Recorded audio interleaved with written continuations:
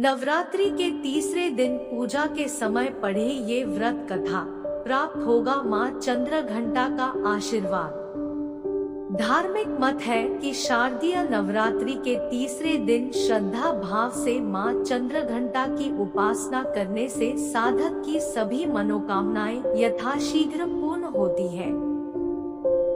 साथ ही घर में सुख समृद्धि और खुशहाली आती है।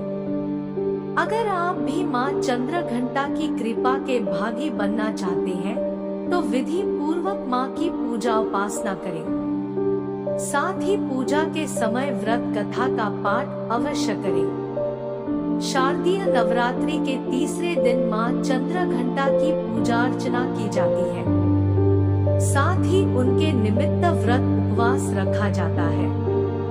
सनातन शास्त्रों में निहित है कि माँ ममता की सागर है। उनकी महिमा निराली है। अपने भक्तों का उद्धार करती है और दुष्टों का संहार करती है। धार्मिक मत है कि शारदीय नवरात्रि के तीसरे दिन श्रद्धा भाव से माँ चंद्रघंटा की उपासना करने से साधक की सभी मनोकामनाएं यथाशीघ्र पूर्ण होती है।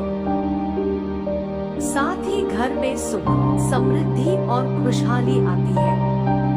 अगर आप भी माँ चंद्रघंटा की कृपा के भागी बनना चाहते हैं, तो विधि पूर्वक माँ की पूजा उपासना करें। साथ ही पूजा के समय व्रत कथा का पाठ अवश्य करें। आइए व्रत कथा पढ़ें। व्रत कथा। चिरकाल में महिषासुर नामक असुर का आतंक बढ़ गया था। उसके आतंक से तीनों लोक में हाहाकार मच गया था। भगवान द्वारा प्रदत्त अतुल बल से महिषासुर बहुत शक्तिशाली बन गया था। वह शक्ति का दुरुपयोग कर स्वर्ग पर अपना आधिपत्य जमाना चाह रहा था। इस प्रयास में वह लगभग सफल भी हो गया था। उस समय स्वर्ग के देवता भयभीत हो उठे। स्वयं स्वर्ग इंद्र नरेश भी चिंतित हो उठे। महिषासुर स्वर्ग का सिंहासन पाना चाहता था। उस समय सभी देवता ब्रह्मा जी के पास गए और उनसे सहायता मांगी। ब्रह्मा जी बोले, वर्तमान समय में तो महिषासुर को परास्त करना आसान नहीं है। इसके लिए हम सभी को महादेव के शरण में जाना पड़ेगा। उस समय सभी देवता सबसे पहले जगत के पालनहार भगवान विष्णु के पास गए और उनसे सहमति लेकर सभी महादेव के पास कैलाश पहुँचे। स्वर्ग नरेश इंद्र ने आप बीती महादेव को सुनाई।